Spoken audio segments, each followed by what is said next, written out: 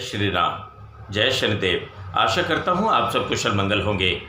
ईश्वर आप सबको निरोगी रखें, सुख समृद्धि प्रदान करें, यही हमारी ईश्वर से मनोकामना है। मैं हूँ आपका अपना राजवीर सारस्वत। जिज्ञासा मनु भैया चैनल के माध्यम से मेरी वाणी आप तक पहुँच रही है। आज का वीडियो बहुत ही खास है। मेरी बातों को मैं विशेष प्रार्थना करूँगा। आज का वीडियो बहुत ही सटीक है, इसको पूरा अवश्य देखें, अपने बच्चों को दिखाएं। मुझे बहुत सारे भक्तों के कमेंट्स आते हैं, मैं उनमें से कुछ चुनिंदा कमेंट्स को साझा कर रहा हूं आपके साथ। मुझे कमेंट्स आते हैं कि हमारे पास धन का अभाव है, या मुझे कमेंट्स आते हैं हमारा काम धंधा ठीक नहीं है, हम ईश्वर की भक्ति कैसे कर पाएंगे। मैं जानता हूं भूखे भजन ना होए गोपाला, ये कहावत है, लेकिन ईश्वर को आपने कितना समय देना है। ईश्वर कण कण में विद्यमान हैं। प्रिय भक्तों, इस विशेष बात को सुनिए। ईश्वर को कोई 56 भोग की जरूरत नहीं। आपकी रसोई में जो कुछ बना है उसी में खुश रहते हैं, लेकिन भाव से समर्पित करिए। मैं पूर्व के वीडियो में उन मातृशक्तियों को, उन घर की गृहिणियों को ये बात बता चुका हूँ। आपकी रसोई में जो पवित्र भोजन बनता है उससे ठाकुर जी का भोग लगाते हैं आप।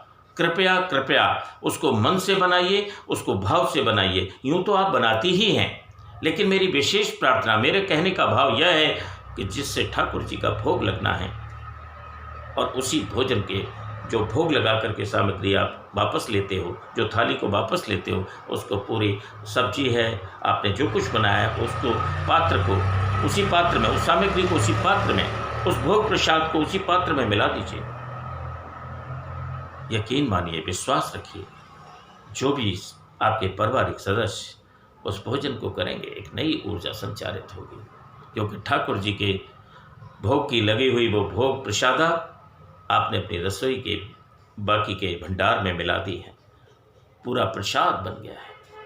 वो पावन प्रसाद जब रसना के माध्यम से अंदर जाएगा तो अच्छे खून का निर्माण करेगा, अच्छे विचारों का निर्माण करेगा, शुद्ध हृदय बनेगा, और उससे ही हमारे बच्चे, हमारे पारिवारिक कमाने वाले सदस्य एक नई ऊर्जा का अनुभव करेंगे। आप अभाव की बात करते हैं। सुकरात के पास कुछ नहीं था, आज पूरा वर्ल्ड, पूरा संसार सुकरात के बारे में जानता है। अब्राहम लिंकन, कुछ नहीं था, पढ़ने के लिए एक लैंप तक नहीं थी, घर में एक लैंप होती है वो तक नहीं थी, स्ट्रीट लाइट के नीचे पढ़े और अमेरिका के राष्ट्रपति बने। नेल्सन मंडेला, कितनी संघर्ष की बात आ जाइए, संघर्ष की बात करें तो। और अगर हम भारतवर्ष की बात करें, मुंशी प्रेमचंद, हम रशियन राइटर की मैक्सिम गोर्की, किस किस का नाम लें। मैथिली षडगोप्त सांसद भी थे वो तो, लेकिन धन के लिए कभी संग्रह करने की नहीं सोची। राष्ट्र कवि की उपाधि ले गए। उन्होंने अपनी मेहनत से, अपनी काबिलियत से राष्ट्र कवि की उपाधि पाई, और उन्होंने ही लिखा शायद कहीं ना कहीं कि नर हो न निराश करो मन को। आप निराश होते हैं? ईश्वर की इस पृथ्वी की सबसे अच्छी कृति आप ही हैं। विश्वास रखिए, अपनी विद्या अध्ययन को बढ़ाइए, अपनी विद्या बल को बढ़ाइए। आपके अंदर ईश्वर के प्रति समर्पण जब तक बढ़ाएंगे, विद्या के बल पर, अपने ज्ञान के बल पर, वो दिन दूना रात चौगुना बढ़ेगा। ईश्वर उसमें सहायता करेंगे। अपने कर्म बल को बढ़ाइए, निराश नहीं होना है। आइंस्टीन का नाम किसने नहीं सुना। हिटलर की बात आती है, आइंस्टीन के दौर की बात है, क्योंकि आइंस्टीन एक यहूदी थे और हिटलर ने यहूदियों का अंत करने की सोची थी। जब आइंस्टीन का घर जलाया हिटलर की सेना ने, आइंस्टीन उस समय वायलिन बजा रहे थे, और क्या लेके गए, पूरा घर जला दिया आइंस्टीन का। सिर्फ एक वायलिन लेकर के निकल पड़े घर के पिछले दरवाजे से, अपनी जान बचा करके। कोई धन नहीं था उनके पास, लेकिन पूरी दुनिया जानती है आइंस्टीन के उस आविष्कार को, उस भौतिकी को। आप के पास धन नहीं है तब भी इतना कुछ है कि आप अपने तपोबल से, अपने विद्या बल से, अपने विचारों से दुनिया में, पूरी दुनिया में अपनी सकारात्मकता छोड़ सकते हैं। आपके विचारों से लोग निश्चित रूप से प्रभावित होंगे। आज भी लोग कहते हैं वो एक काबिल व्यक्ति जा रहा है।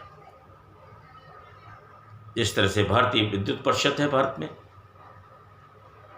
उनके द्वारा लिखी हुई किताबें हम सब लोग पढ़ते हैं, अमर हो जाते हैं ऐसे व्यक्तित्व जो अच्छी कृति करते हैं। धन के अभाव की बात मत करिए, अपनी कर्म शैली को बदलने की बात करिए, अपने विचारों को बदलने की बात कीजिए। ऐसे विचार लाइए कि आने वाली जनरेशन, आने वाली पीढ़ी आपके उस कारनामे को याद रखें। सात्विकी बन करके रहिए। मुझे क्षमा कीजिएगा, अभी एक महामारी का दौर आया, पूरी दुनिया में धन के बिना लोग रहे और पूरी दुनिया ने ये माना कि हमें सिर्फ तन ढकने के लिए कपड़ा और 2 वक्त का खाना ही चाहिए। बाकी चीज़ें तो इच्छाओं के ऊपर निर्भर करती हैं। इच्छाएं अनंत है। आप लग्जरी की तरफ न जाएं। ईश्वर ने जो कुछ आपको दिया है उसी में ईश्वर भजन करें। निश्चित रूप से आपकी आत्मा संतुष्ट होगी, आपके विचार संतुष्टिवान बनेंगे और तभी आप दूसरों के साथ गर्व से बात कर सकते हैं। मंच पर जो कुछ बोलते हैं आप, वही चरितार्थ करके दिखाइए। वही जीवन शैली है, वही सच्चा साथ है और ईश्वर ऐसे लोगों की मदद जरूर करता है। आज के वीडियो में इस प्रसंग के बाद मेरे पास जिस तरह से कमेंट्स आ रहे हैं, एक निवेदन और करना चाहूँगा। शनिधाम मनु भैया के लिए एक नंबर जो हेल्पलाइन नंबर है आप सबके पास है, लेकिन जिनके पास नहीं है, मैं आप सब भक्तों से एक अपील करना चाह रहा हूँ, एक निवेदन करना चाह रहा हूँ। आप अगर कुछ पुण्य कार्य करना चाहते हैं, आप आज से शुरू कीजिए। आपने करना क्या है? एक छोटा सा सरल काम जो आप बखूबी कर सकते हैं, बड़े आराम से कर सकते हैं। इसके लिए आपको कहीं जाने की जरूरत नहीं। आप अपने शुभ चिंतकों से मिलते हैं, आप उनको कोई भी ये संदेश दें सिर्फ कि कोई भी नकारात्मक पीड़ा से परेशान है, नकारात्मक ऊर्जा से परेशान है, आप उसको शनिधाम मनु भैया का एड्रेस दे दें। वो अपने आप जाएंगे और अगर नहीं जा सकते तो इस नंबर पर फ़ोन करेंगे। विश्वास रखिए, अगर आपने रोते को हंसा दिया, और मैं सभी से निवेदन कर रहा हूं कि आप ये संकल्प करिए कि हमें नित्य नए पुण्य कार्य करने ही कर रहे हैं। उस पुण्य कार्य में महाराज शनिदेव महाराज आपके ऊपर जरूर कृपा करेंगे। आप उन जरूरतमंदों तक ये फ़ोन नंबर पहुंचा दीजिए। फ़ोन नंबर है 9210852906।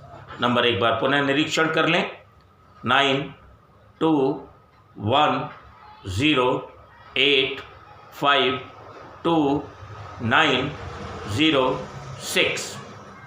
ये नंबर है शनिधाम मनु भैया का, जहां आपकी हर समय हेल्प की जाती है, आपकी सेवा की जाती है। और आप सब भक्तों से निवेदन है, पूरे भारतवर्ष में एक भी नकारात्मक ऊर्जा द्वारा पीड़ित व्यक्ति नहीं रहना चाहिए। हम सब की जिम्मेदारी है। इन्हीं शुभकामनाओं के साथ मैं राजवीर सारस्वत आपसे विदा लेता हूँ। आप सब आनंदित रहिए, ईश्वर के चरणों में समर्पित रहिए। ईश्वर आपका कल्याण करें। नमस्कार, धन्यवाद।